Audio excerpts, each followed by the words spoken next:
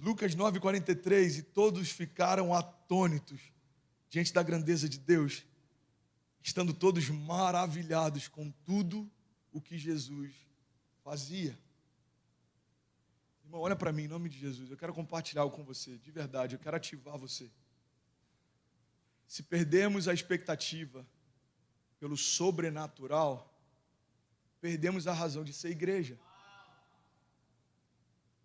Se perdemos a confiança no Deus que passeia no fogo, a gente sempre vai ter medo das fornalhas.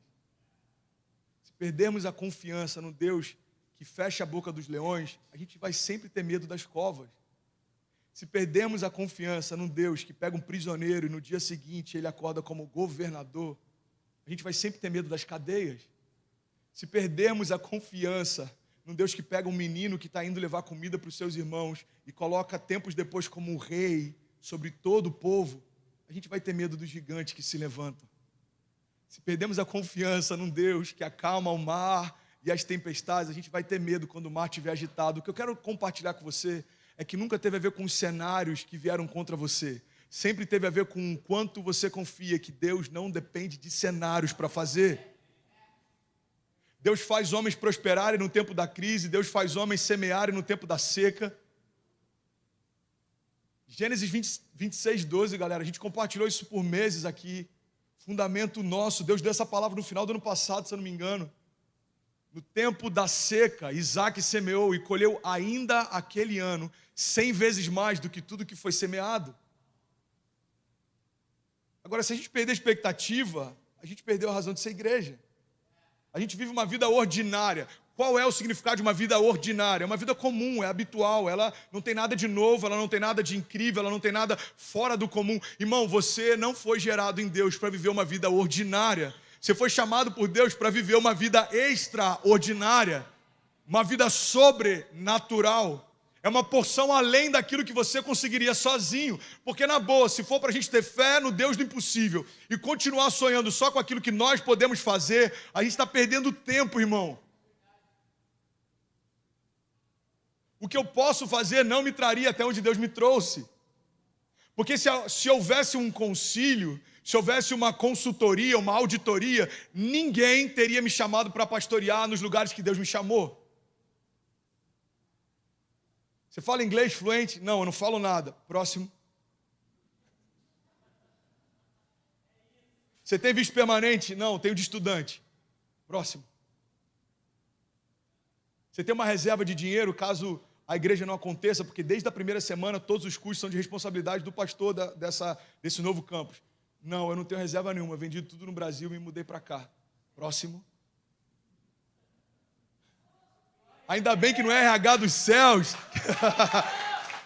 Ainda bem, irmão, que nesse RH dos céus, quem faz a entrevista não somos nós.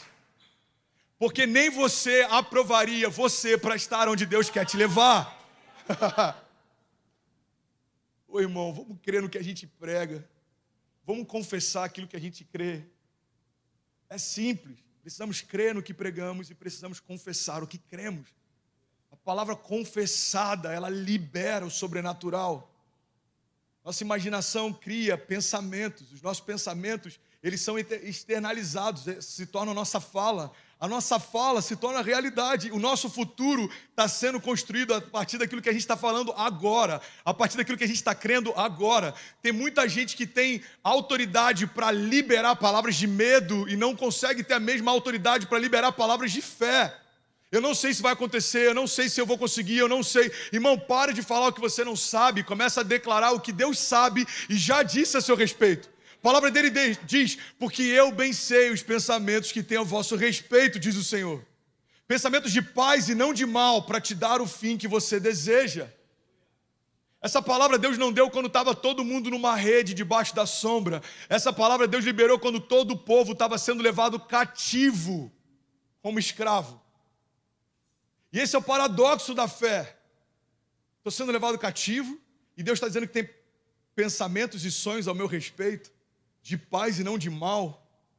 Se eu deixo o natural governar a minha história, eu olho para as correntes e falo, Deus é bipolar. esse cara está maluco, ele está há muito tempo fazendo coisas na terra, ele deve estar cansado. Porque ele está dizendo que tem pensamentos de paz e não de mal, mas eu estou sendo levado como escravo. O que Deus está dizendo é o seguinte: o teu momento presente não se compara com o que eu tenho para você no futuro. Faz sentido para alguém? Teu momento presente, irmão.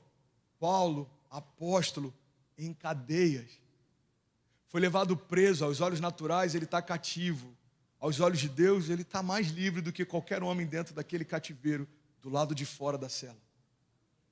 Eles começam a clamar, a louvar, a agradecer. Você já sabe do restante: existe um terremoto, as portas se abrem, as cadeias são quebradas e Paulo não vai embora. O soldado, quando ele está saindo da cela, está quase se matando. O soldado, ele fala: não faz isso. Ele fala: o que eu preciso fazer para ser salvo? Crê e será salvo tu e a tua casa. Para resumir tudo, irmão, porque ainda tem algumas coisas para compartilhar. Naquela noite, Paulo está na casa do soldado que o prendeu. E todos foram salvos, cheios do Espírito Santo e batizados. No dia seguinte, homens vão até a casa daquele homem para falar: ei, avisa para o Paulo que ele está liberado, ele pode ir embora. Paulo fala: não.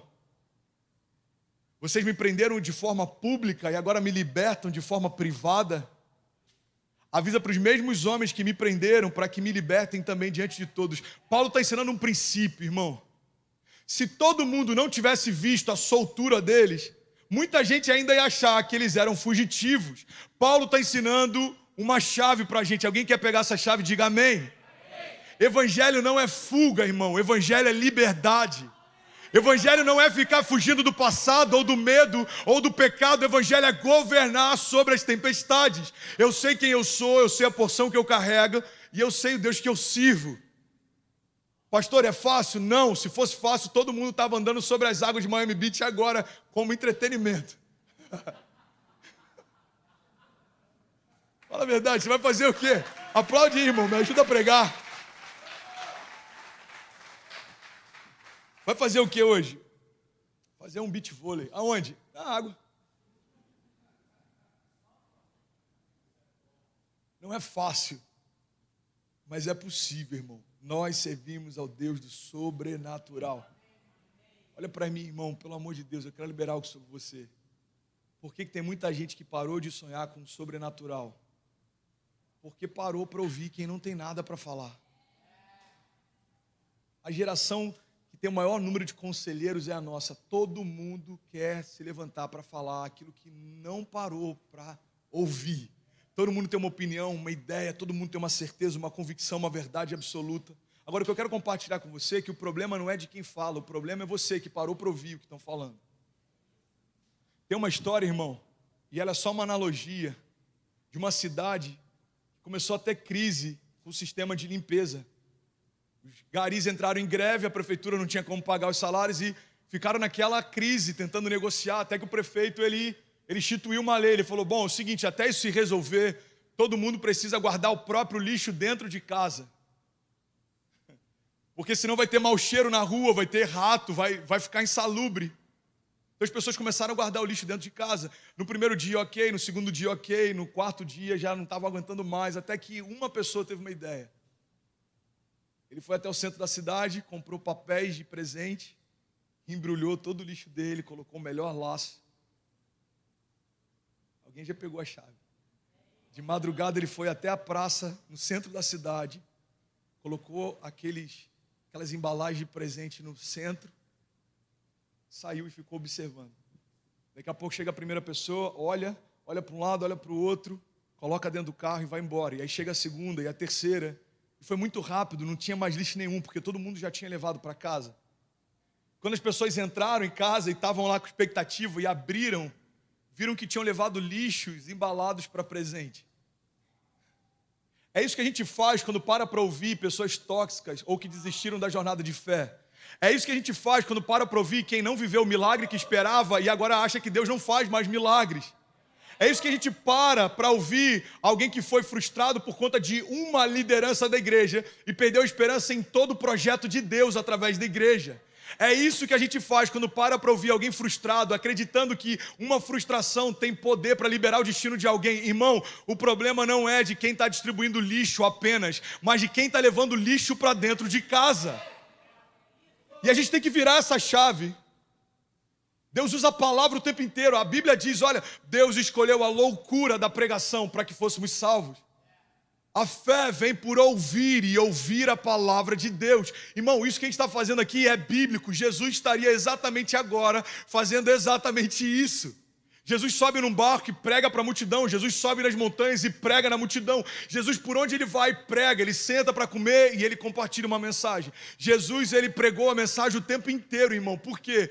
Porque o que você ouve determina o que você vive. E eu vim falar sobre o Deus que surpreende nessa manhã. Alguém recebe essa palavra? Diga amém. 2 Coríntios 9 diz, Deus é poderoso para fazer que seja acrescentada toda a graça, para que em todas as coisas, em todo o tempo, tendo tudo o que é necessário, vocês transbordem toda boa obra. Alguém pode dizer glória a Deus? Você pode aplaudir Jesus no seu lugar? Você me ajuda a pregar, irmão?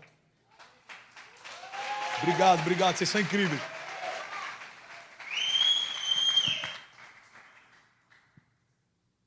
Amém, pastor, já entendi. Eu preciso filtrar quem eu ouço, preciso parar de levar lixo para dentro de casa, eu preciso equilibrar a quantidade de séries que eu zero com a quantidade de livros que eu tenho zerado também. Tem que parar de zerar a série na Netflix, pastor. Não, mas zera alguns livros da Bíblia também, irmão. Pelo amor de Deus, vamos ajudar, né? Sabe todas as séries, mas não sabe um versículo. Conhece todas as tendências, mas, irmão, nunca parou para ler o que Jesus fez. O problema é que a gente deseja céus abertos, mas permanecemos com a Bíblia fechada. Isso tem a ver com o que a gente ouve, tem a ver com o que a gente se alimenta, mas eu queria compartilhar algo com você, outra chave. Para a gente continuar crendo num Deus que surpreende, a gente não pode tirar o nosso olhar do propósito principal.